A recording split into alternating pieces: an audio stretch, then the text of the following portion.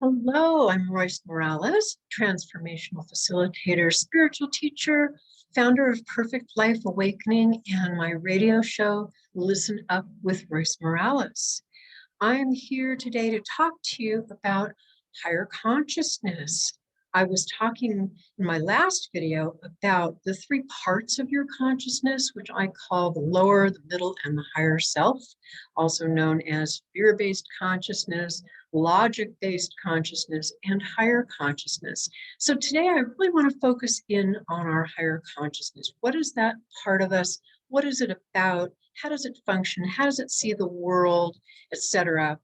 And I'm going to explain a bunch of other things. It actually is going to be a two-part video because the second part I'll talk about how to get more in touch with your higher consciousness. So higher consciousness just basically is who you really are. It's your spirit beyond your emotions, your thoughts, your physical body. It's the part of you that continues on energetically forever. And if you believe in past lives, it's the part of you that has gone from lifetime to lifetime. Most of us have suppressed our higher consciousness. We've learned to either ignore it or not even realize it exists. We're not really taught much about it in our world, unfortunately. And because of that, we're missing a whole important part, a whole important aspect of who we are. And needless to say, we have bought into the notion that we are our fears, our primitive programming, all of that stuff. So we've forgotten that that is who we are. Life's purpose of life is to reawaken that part of you, to remind you in lots of different ways that who you really are is a higher consciousness being. And I'm going to say that again and again, who you really are. You already are a higher self being. You've just forgotten it, suppressed it, ignored it, etc. So hopefully this information will start to awaken you. It'll start to put that little nudge in you to remember that part. Your higher self, your higher consciousness is in touch with your true purpose in being here. And I have several videos that I've done that I will release soon that talk about your true purpose. And just to kind of bottom line it, your true purpose in being here is to give and receive love, giving away the punchline, but that's what your higher consciousness wants you to do and be, to come from unconditional love, as opposed to your fear-based consciousness that wants you to come from fear and all those buttons and beliefs and reactivation and triggering and all of that stuff. So your higher self does already come from unconditional love. It comes from pure acceptance all of the time, which is a lot of times very tough for your lower consciousness to deal with because it wants to be right and it wants to come from fear. But that's not how your higher self functions. Your higher self wants you to live authentically. It's the part of you that is saying, you know, just be who you really are. Do your purpose. Come from love. And it will do anything to get you there, which we've had before. Your higher self can only be a strong presence in your life to the degree that your lower self, your fear-based consciousness, is resolved and not the one in charge. So your higher self is supposed to be the big head honcho. It's supposed to be the boss, but your lower self likes to believe that it is the boss. So, you know, there's this constant kind of battling of roles going on. And eventually your higher self will win. It will. So, you know, you might as well start letting it win now. So I want to describe some pretty common qualities of coming from a higher self place. And whenever I give this list, a lot of times people start judging themselves or start evaluating their friends and how much higher self am I coming from and all of that stuff. Don't do that with this information because there's really no pat description of what it means to be a higher self person. These are just some common qualities that I've seen that most people that are functioning from a pure, unconditionally loving, purposeful, higher consciousness place seem to possess. And I apologize for reading my notes, but again, there's a lot of information here. So when we're functioning from a higher self place, you experience letting go of fear and trusting the bigger picture of life, seeing the broader understanding of why certain things occur. I always like to compare it to fear-based lower self lives in fear. Higher self is kind of like standing at the top of the mountain, able to look down and see the bigger picture and understand why certain things are on that path. Seeing a big rock, for example, a boulder right there, the higher self is able to see that, oh, that needed to happen because it prevented you from taking that next step, which might have been a dangerous, wrong step for you to take. So it sees and understands the bigger picture with capital B, capital P picture of why certain things happen, both presently as well as in the past, because it sees the bigger picture of the whole experience of your life. Part of that is seeing that everything's perfect, that all the struggles that you went through and all the losses that you experienced and all the pain and all of that stuff in some way is awakening you to your higher consciousness, if you allow it to. That's always the caveat. So that's what it sees. It also sees that everything on some level was chosen. I know that that's always a hard thing for people to get, but on a higher consciousness level, we have chosen our life, we've chosen our path, we've chosen our challenges, we've chosen the people that we're supposed to be with, we've even chosen our parents. But on a higher consciousness level, it's all about the lessons we're here to learn and the growth that we're supposed to experience and all the awakening that we're supposed to go through. So everything on that level was chosen. The next higher self description is that the higher self is the part of us that feels grateful for all that occurred. So not only is it chosen and not only is it perfect, but we're grateful. I know a lot of people are talking about coming from gratitude and the importance and the empowerment that happens from that. So when you're in touch with your higher self, it truly feels grateful. It's like, wow, this really needed to happen. And I'm so grateful for the awakening that it gave me. Higher self feels a connection to everything. It doesn't feel that sense of separateness that fear-based consciousness feels. So it feels connected to all people and all animals and the planet and everything that's going on, because it's our spirit. You know, the spirit doesn't feel any disconnection at all, no alienation. The higher self is the part of you that's in touch with your intuition. It is your intuition.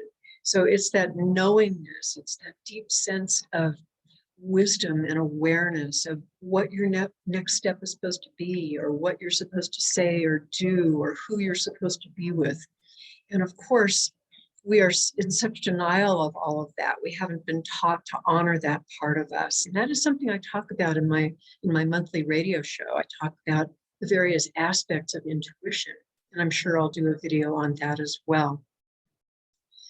Needless to say, the higher consciousness, since it's not coming from buttons and fears, it has no need to be right. It doesn't have to prove anything to anybody. So yeah, that's important too. Higher self functions from compassion for others. It looks at people and says, wow, you know, that person, I chose my journey, so that person must have chosen theirs as well. So I feel only love and compassion for the choices that you've made. There must be some big reason for why you've chosen those certain things in your life. It doesn't feel pity. It doesn't feel, oh, that was so tragic what you went through. It just feels compassion and love and a true deep sense of caring about others, not from pity. It also loves to offer support to others in their journey. Because sometimes when I talk about feeling compassion versus pity, people think, well, does that mean I'm just cold toward people? No, it means that you offer compassionate assisting versus rescuing. Rescuing is, oh, I must save you from that horrible thing that's going on, versus I'm here for you, whatever you need. I love you and care about you, and I am present for you. Very big difference. Higher self does not feel the need to manipulate or fearfully control life in any way. It's coming from a very trusting, very allowing place. Um, Again, it's not just sitting back and not trying to make changes, but it's coming from a whole sense of trust as opposed to fear and manipulation. The higher self knows that this body that we chose is just a vehicle to experience physical life and to learn our lessons in a very physical way. But it knows that this is not who we are. This is just my vehicle, my car, my bus. So that's how the higher self sees the body. It also sees the body as being a vehicle to play in. It doesn't take it so seriously. In fact, all of life is seen as a way to play and learn and grow with a big twinkle in our eye. I heard Ram Dass give a lecture one time, and he said, somebody asked him, how can you tell who your guru is? And he looked at them and he said, look for the twinkle in their eye, because they've gotten the joke. They see that life is about playfulness. The higher self is also the part of us that is experiencing each moment, each present moment. The lower self, on the other hand, yanks us back to the past or tries to fantasize about the future. The higher self says, no, be in the moment, experience life every single moment, because it's beautiful and playful and wonderful and joyful, full of love. Higher self does not have neediness. It doesn't have that desire to possess things, and I need you to approve of me, and I need you to love me, because it all comes from within. Higher self absolutely knows that there is no peace without peace from within. So it doesn't have that clinginess, that neediness. It also feels a purposeful attitude toward everything that you do. It's all about expressing your purpose, your divine reason for being here. Why are you here? And it can come from that place in anything that it does. Anything that you do has that purposefulness behind it, that meaning, that desire perhaps to clean something up, or that desire to express our bigger purpose in being here, or simply just to give and receive love, as I said. And the heaviness is gone. As I've already said, we feel a sense of playfulness being in that higher self place. Last but not least, the higher self feels a sense of knowingness about God, or the infinite intelligence, or whatever you want to call it, the universe. It feels that connectedness from within. It doesn't need to know externally all of those things. So again, remember, you are already a higher self person. You're just awakening, reawakening to it, discovering it. How? By letting go of all of those lower self notions. They're not true. You're already in touch with your higher self, whether you know it or not. The higher self makes itself known to you in the dream state, in a meditative state, sometimes in those little flashes that you get, those little knowingness flashes. And it's just always trying to reach you with its wisdom. And I'll be talking more about that in the next video that I do. How does the higher self reach you? Living from a higher self place is the deepest joy, the most consistent, profound joy that you will ever experience. Your lower self will try to convince you that all the stuff that it's telling you is going to bring you joy, but it doesn't. It really doesn't. It's just a temporary, fleeting experience, if that. And what else? More to come, but just a couple more things that I wanted to say about the higher self, and that is that functioning from your higher self is a little bit scary for your lower self to deal with. And it will probably try to stop you or sabotage you in some way, but just recognize it. As we've talked about before, the lower self has all kinds of things that it does to try to sabotage you, especially trying to convince you that you are not a higher self person. So that is not true. And the more you function from your higher self, the more your lower self gets shoved into the closet where it belongs. You know, it's just simply trying to help you to survive. And it can do that in in non-dramatic ways. You know, once your higher self is in charge, you won't even need your lower self around. Last things that I want to talk about are just to mention some core issues that are probably in the way of knowing that you're a higher self person. I'm just going to rattle these off, but know that they go deep. You know, they're not just, hey, let's just chalk those off my list and get rid of them. They do go deep because they are lower self notions and they have some pretty deep roots. But the first issue that's getting in the way of really knowing and knowing who you truly are, a higher self person, and that is the self-judgment and the inner disapproval issues that we have going on. And I'll be talking about that in future videos, but those go really deep. We judge ourselves, we disapprove of ourselves. Why is that? We'll get into that more. The second reason, and these all kind of interrelate, but the second reason is the need for love and approval and acceptance from an external place. As I was mentioning before, the higher self knows who we really are. So it doesn't need approval. It doesn't need anybody to go, wow, you're really great, or you're smart, or you're pretty, or you're brilliant, or whatever, because it knows it from an internal place. So the lower self is the part that needs that external validation all the time. So, and it's kind of interesting. I find that once you stop needing that external validation, guess what? You start attracting it because you're not coming from fear with it. You're just coming from being who you are, and it just sort of naturally happens. Now, the third thing that's getting in the way of being a higher self person is believing that you are a victim. I've talked about that before, how everything is chosen, and on a higher consciousness level, you need to go through certain experiences to help awaken you. So you're not a victim, you know, and we'll talk more about that, but you are not a victim. And the more you know that, and the more you accept that, and the more you see that in your life and the perfection and how if this didn't happen, then that wouldn't have happened. And, you know, what was I supposed to learn from that experience? All of those ways of looking at life take that victim consciousness away. It's pretty amazing.